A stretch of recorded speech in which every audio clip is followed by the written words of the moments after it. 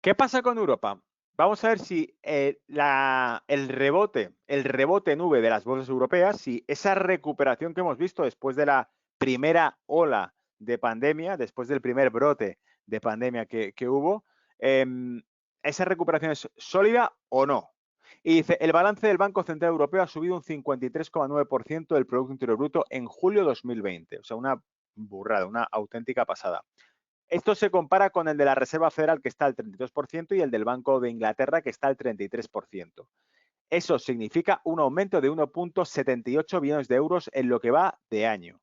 Es decir, han tirado la casa por la ventana en Europa. Se han dejado mucho dinero para que más de la mitad del PIB de Europa esté ahora mismo en el balance del Banco Central Europeo comprado. Es decir, Europa no se ha caído, sus bonos no se han puesto al rojo vivo, no porque Europa sea estable, sino porque han fabricado suficiente dinero para tapar ese riesgo, para ir comprando. Han sobornado el riesgo en el mercado. Han sobornado el riesgo en mercado. Si el mercado o los mercados, si los inversores no confiaban o les daba miedo lo que pudiese ocurrir con las economías en Europa, el Banco Central Europeo ha fabricado suficientes euros para ser ellos los que compren ese tipo de activos y no se note el efecto de venta que puedan producir los inversores. ¿Entendido? Entonces dice, sumando este estímulo monetario sin precedentes, la zona euro ha incluido un 10% del PIB, récord histórico, en varios programas de estímulo fiscal. Nada de eso ha impedido que la economía muestre signos de desaceleración en agosto.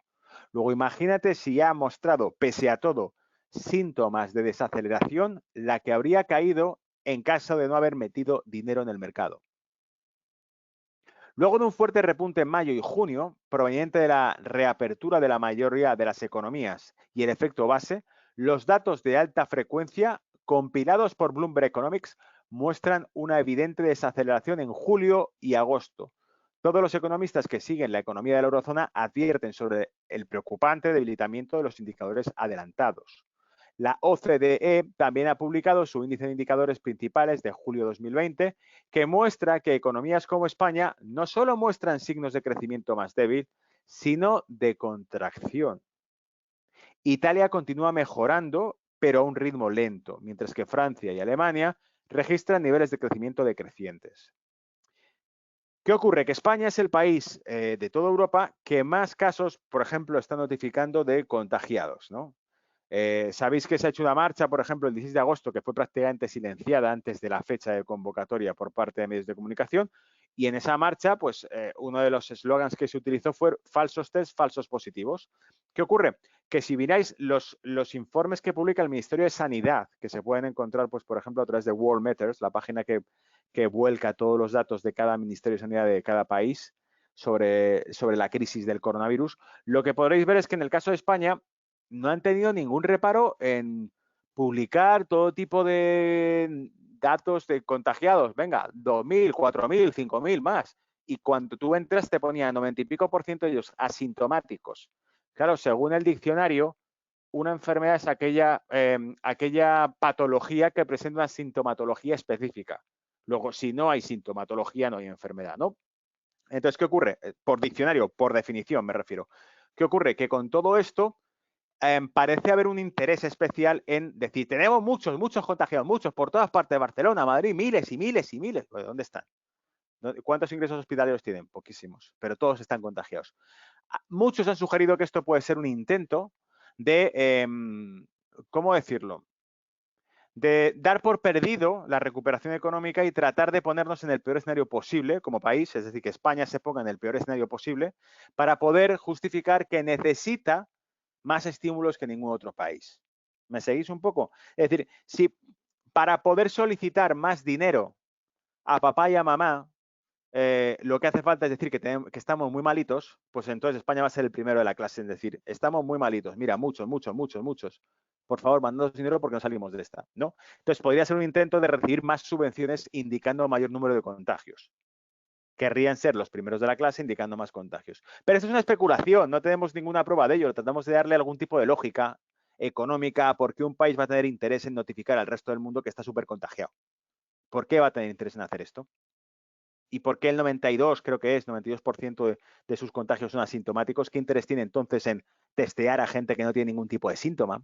¿Qué interés tiene en notificar como infectosa a gente que no tiene ningún tipo de sintomatología y que está sana? ¿Por qué la ponen como infectada en los números? Pues es otra razón interesante que habría que estudiar. La razón es evidente. Todo el estímulo monstruoso de la zona euro se centra en perpetuar los presupuestos gubernamentales inflados e incentivar el gasto subsidiado.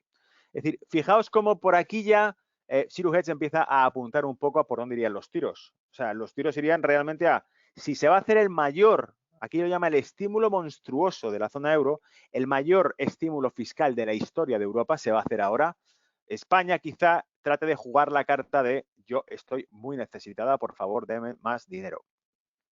¿Para qué? Para inflar sus presupuestos, para que pueda tomar una serie de medidas sociales que queden justificadas solo porque está muy mal. Acordaos que Italia, con un partido que era una coalición de un partido de derechas con un partido de pseudoizquierda, que era Liga Norte, un partido nacionalista de derechas y un partido de pseudoizquierda que era Movimiento 5 Estrellas. Bueno, pues en este caso, acordaos que trataron de pelear con uñas y dientes un gasto fiscal del 2.4, creo que era, un déficit fiscal 2.4, 2.6 frente al 1.8, me parece que le daba a Bruselas o algo así. Y no pudieron, porque en realidad Europa, en venganza, el BCE lo que hizo fue empezar a liquidar deuda italiana y se disparó la prima de riesgo de Italia, empezó a subir otra vez para, hablando claro, hablando en cristiano, para acojonarles, ¿no? Vamos a subir. ¿No quieres tragar con el presupuesto fiscal? No, es que lo ha decidido Italia, lo han pedido los ciudadanos italianos y yo soy un gobierno legítimo y yo voy a hacer este tipo de medidas. Bueno, pues tú haz lo que quieras, pero entonces la deuda italiana la vendemos. Vale, me estoy yendo por las ramas, pero en realidad esto es lo que pasa en Europa y en el mundo, ¿vale? Entonces, ¿qué ocurre? Que cuando alguien se sale del tiesto, alguien sale de la hoja de ruta de los jefes, lo que hacen es coaccionarte con el crédito que lo tienen comprado desde el BCE. No lo compran los inversores europeos. Las primas de riesgo de Italia y de España no están bajas por confianza en España o en Italia como países o porque están recuperados de ningún tipo de crisis. Las tasas de paro de Italia y de España son lamentables. La tasa de deuda de Italia es nefasta y cotizan igual su deuda que Alemania. Nadie se cree ese cuento, ese tongo, ¿no? Entonces, la única manera que tienen de mantenerles ahí es teniéndoles atados. Si se salen del guión, se les puede provocar una crisis financiera brutal y por eso tienen que seguir ahí, ¿no? Entonces, todo el Fondo Europeo de Recuperación está claramente dirigido a promover elefantes blancos disfrazados de proyectos ecológicos. Aquí tenéis el Green Deal del que hemos hablado, ¿verdad? Pero lo que es más preocupante es que el acuerdo ecológico de la zona euro incluye más impuestos y medidas para prevenir el crecimiento de la demanda que planes para mejorar la productividad. Hemos dicho básicamente que el problema de Europa ha sido siempre el mismo, austeridad o crecimiento económico. Con el argumento, la falacia de la austeridad, han recortado el peso de la economía global y han aumentado la tasa de paro. Es decir, vamos a hacer austeridad. ¿Qué es austeridad? Vamos a sanear cuentas, vamos a reducir los déficits, sí. Pero para hacer todo eso, estás contrayendo la economía. Entonces, de algún modo tendrás que encontrar un punto medio en el que tú puedas generar austeridad generando empleo, generando producción, generando crecimiento. Si crece la economía, hay más economía cotizando. Si hay más empresas desarrollando su negocio, hay más productos y servicios vendiéndose en la economía porque hay más actividad económica, hay más productos y servicios pagando impuestos, hay más empresas pagando impuestos y por lo tanto la recaudación fiscal aumenta y así el déficit se reduce. Pero cuando tu única medida es para reducir el déficit, me pongo a reducir la economía, pues evidentemente no solo no reduces el déficit, está demostrado, ocurrió con el gobierno de Mariano Rajoy, que era un delegado de Bruselas, hizo sencillamente lo que le pidieron. El Partido Popular en España se limitó a hacer lo que le pedía Bruselas. Ha prometido políticas activas, reducción de impuestos, estímulo económico. Cuando llega al poder, ¿qué hace? No, lo siento, es que tengo que hacer esto porque me lo han dicho en Bruselas. Coño, entonces no.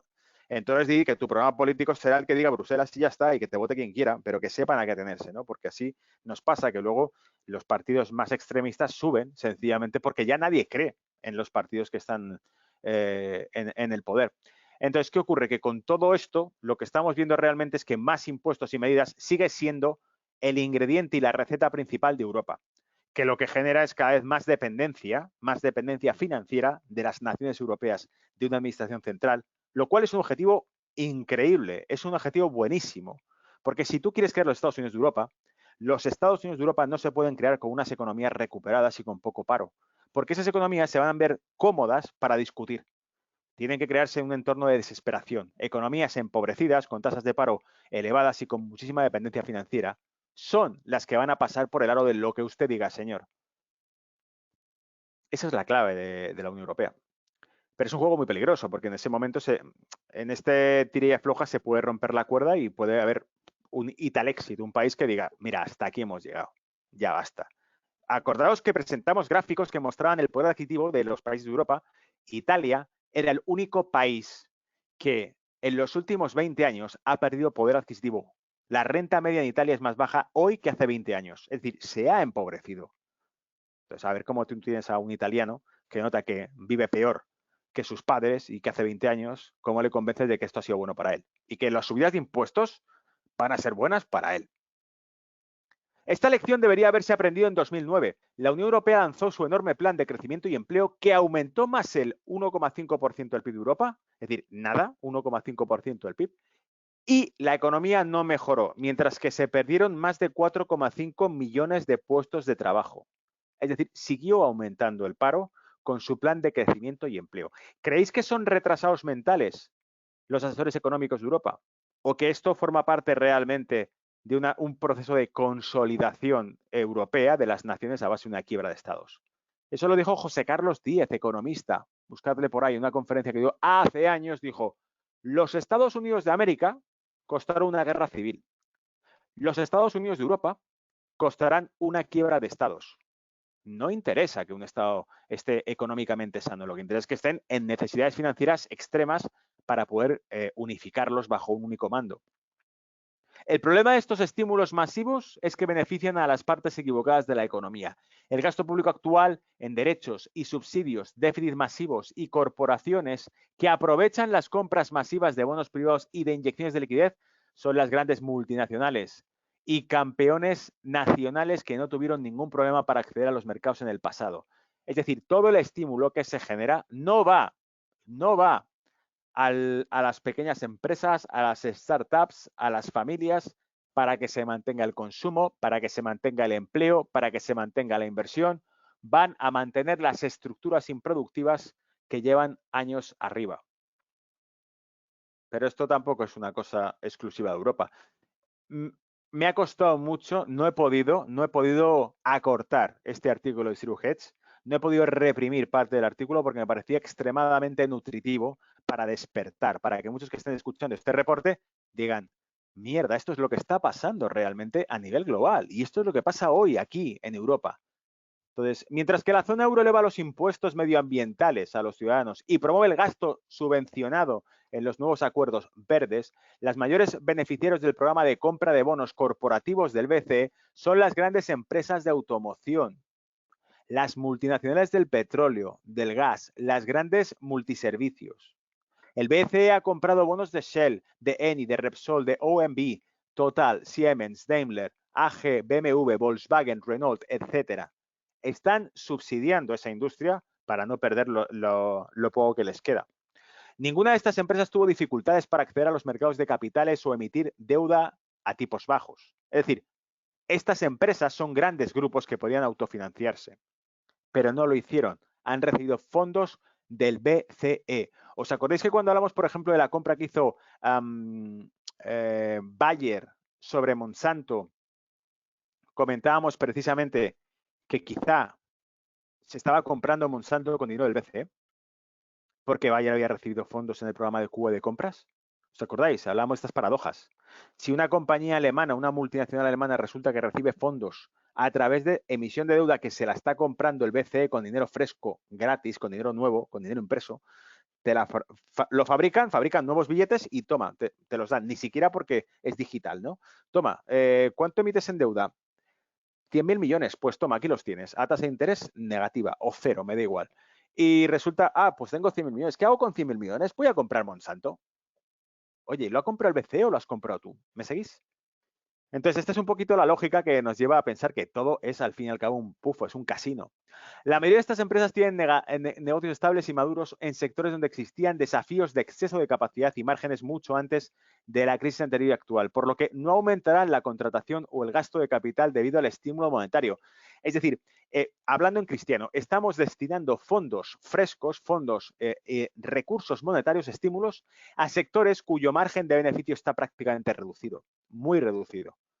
Dice, pues ¿por qué no te lo estás gastando en investigación, en tecnológicas, en valor añadido, en alta tecnología? Porque es en lo único que vas a poder competir. Si quieres competir en fábricas o en industrias, evidentemente lo tienes muy, muy mal con Europa. A menos que siga la estrategia de Trump, que es, bueno, no puedo competir en precios porque los costes de producción en China son mucho más bajos, pero sí puedo competir en consumo. Los consumidores están aquí, dentro de mis fronteras. Si quieres acceder a ellos, pagas. Te cobro impuestos y ya está. Entonces, lo comido por lo servido. ¿Tú produces más barato? Sí, pero el consumidor lo tengo yo. Y para que tu producto se venda aquí, me vas a tener que pagar a mí. Aranceles. Estupendo. Mientras tanto, miles de nuevas empresas y pequeñas empresas que no tienen acceso al crédito porque no tienen activos duros colapsan cada mes. El monstruoso apoyo crediticio que proviene de, y pongo en rojo, mecanismos de transmisión de política monetaria escapa, que son acaparados por gobiernos y multinacionales. Los mecanismos del estímulo monetario, de la política monetaria, los mecanismos de transmisión, son acaparados por gobiernos y multinacionales. Y yo aquí incluiría también el sector financiero, que es la mayor aspiradora de activos, y evidentemente no van después en crédito a las empresas. Es un incentivo masivo para gastar de más y hacer malas inversiones. Los gobiernos se sienten felices agregando más gasto y presentaciones actuales sin retorno económico real. Y las multinacionales tradicionales estaban en una fase de desaceleración hace años, están zombificadas por las bajas tasas. Si había sectores industriales de poco beneficio, de poco margen de beneficio hace años ya, ahora solo siguen abiertos porque reciben dinero constantemente para que sigan abiertos, cuando el proceso natural habría sido reinvertirlo, reestructurarse económicamente, porque si no, mantienes sectores que son improductivos y que antes o después se va a romper ese negocio. No vas a poder mantener eternamente una inyección de dinero. Si el mercado no quiere comprar un producto porque no es rentable, tú no puedes estar fabricando eternamente billetes para comprar ese producto y que no se caiga, sino que tendrás que quizá amortiguar el impacto en esas industrias mientras que empiezas a meter billetes en otras que sí van a poder destacar, ¿verdad? Los planes de estímulo del BCE y la zona euro terminan como subsidios masivos a la baja productividad con daños colaterales a los sectores de alta productividad en forma de impuestos más altos. Aquí lo que nos dice Ciro Hedge, que es súper radical con esto y que no castiga a muerte a las políticas europeas, nos dice básicamente es, por un lado, estás subvencionando a los que no son productivos y por otro, estás cosiendo impuestos sectores nacientes que sí podrían serlo. Luego, el futuro está vendido. El lector puede pensar que se puede decir lo mismo de Estados Unidos y de lo que hace la Reserva Federal. Sí, hasta cierto punto. La principal y vital diferencia es que el mecanismo de transmisión de la política monetaria de los Estados Unidos no depende del canal de la banca comercial. Y esto es algo que he destacado aquí con vosotros 1000 veces ya. El problema de Europa es que tiene roto el sistema de transmisión de crédito. El problema de Europa es que el BCE genera estímulo al sector financiero que no llega a las empresas porque está rota la cadena de transmisión. La única vía de financiación que tiene la empresa en Europa es a través del banco. El 80% del negocio está financiado por bancos comerciales, mientras que en Estados Unidos tienes múltiples formas de salir a financiarte por el público inversor, o sea, digamos que tiene mucho menos aparato burocrático y muchas más opciones de que realmente tú como inversor, particularmente tú, puedas invertir parte de tus ahorros en una pequeña compañía de tu ciudad que has conocido y que realmente funciona, que esa compañía pueda salir a bolsa. ¿Qué ocurre? Que el aparato burocrático de Europa hace que para que una empresa pueda salir a financiarse, debas cumplir una serie de requisitos brutales. ¿Esto qué es? Un lobby bancario. El sector bancario evidentemente no quiere quedarse sin el negocio de la financiación y la deuda. Entonces, el sector bancario es el que principalmente Europa no debe desear que existan otras vías de financiación alternativas. Quieren que casi todo el que le haga falta dinero tenga que acudir a ellos. Dicen, menos del 15% de la economía real de Estados Unidos es financiada por el sector bancario. Fijaos, repito, menos del 15% de la economía real de los Estados Unidos es financiada por el sector bancario. En Europa pasa justo lo contrario. O sea, en Europa sería menos del 15% de la economía real no está financiada por bancos. Es decir, el 85% restante está financiada por bancos, ¿verdad? Y te dice, gracias a un sistema de crédito privado diversificado y flexible, es decir, que el público puede invertir en lo que le apetezca. En Europa es más del 80%, similar a Japón.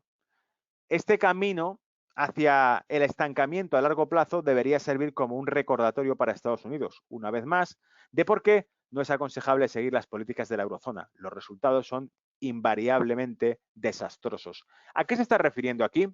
Bueno, pues para refrescar, supongo que se está refiriendo para que vosotros o el que esté viendo el reporte le sirva de contenido para empezar a moblar cosas. Ya sabéis que lo que procuro o intento hacer es que estos reportes sean extremadamente nutritivos desde el punto de vista financiero y económico para entender las cosas, para que el que los ve diga, ajá, ya tengo una idea real de cómo funciona el dinero ahora mismo. Básicamente está refiriendo a que Estados Unidos ha entrado en una competición, por ejemplo, en el caso de Boeing y Airbus. Ambas reciben subvenciones de sus gobiernos. Bueno, pues aquí la moraleja de la historia está en, podéis mantener subvenciones sobre las industrias para evitar que éstas despidan a gente y cierren. Pero eso, que por un lado desde el punto de vista social puede estar muy bien de cara a la galería, no va a impedir que antes o después tengáis que asumir que esas empresas no son productivas ni son rentables y que por lo tanto deberíais también generar estímulo para abrir nuevas industrias, nuevas empresas, nuevos proyectos que sí puedan ser rentables. ¿Vale?